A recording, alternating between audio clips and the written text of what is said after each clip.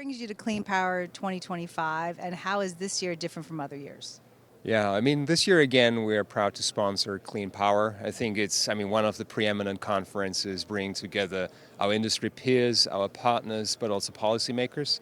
And I think it's just great to have that conversation, especially at that critical time of the industry. We know that Congress is considering potential changes to the laws and federal incentives that have supported the growth of the industry over years. And I think right now, especially in the times of significant demand growth, it's just important that we all contribute as much as we can to the American energy dominance. And I think we're willing to play our role, and I think Clean Power is a great venue to have those conversations. I know this is sort of an anxious time for the industry. How are you feeling about it, and how is your company navigating that?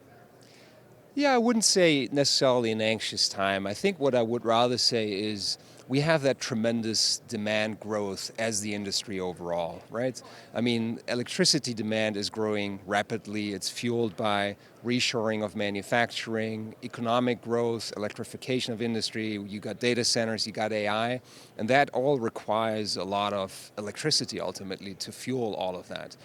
And to meet that demand growth, it's absolutely important that we have a stable and reliable policy environment in place so that then players like ourselves can actually drive that growth, deploy capital, make the investments, and have more electricity available to those purposes and actually to support that demand growth. Tell me a little bit about what your company does and how it contributes to the demand growth here in the U.S. Yeah, so at RWE, we're proud to be part of that new age of American energy dominance and energy focus. So what we do is we develop, build, own, operate, and market the power from our assets, which is wind farms, solar farms, and also battery energy storage.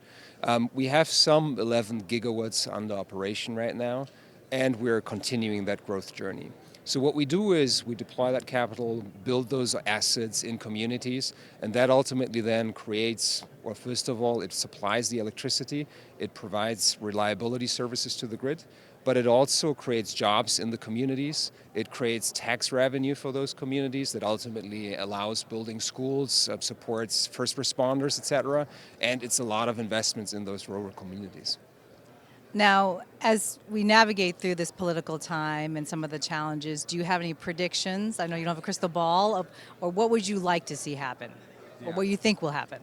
Yeah, I think let me focus more on what's important for the industry, because I think predictions are always hard, and I think in these times they might be particularly hard. So what is important? Right now we have 3.9 gigawatts under construction, and we want to deliver those projects. We also have a sizable development project pipeline that allows us to build even more and deploy even more capital. To be able to deploy that capital in these times of uncertainty, it is of course very important that you have a more stable environment and more clarity in terms of the direction that you have in terms of policy environment, but also in terms of other things like supply chain and the characteristics around that. So right now, we have tightened our investment criteria before we move forward with those investments to just require a higher level of de-risking. And of course, we can loosen that again if the environment is more stable. But we're very much committed to the US market and to the growth, and we really recognize and see the opportunity here. And I think that would facilitate more of that for us, but also for other players.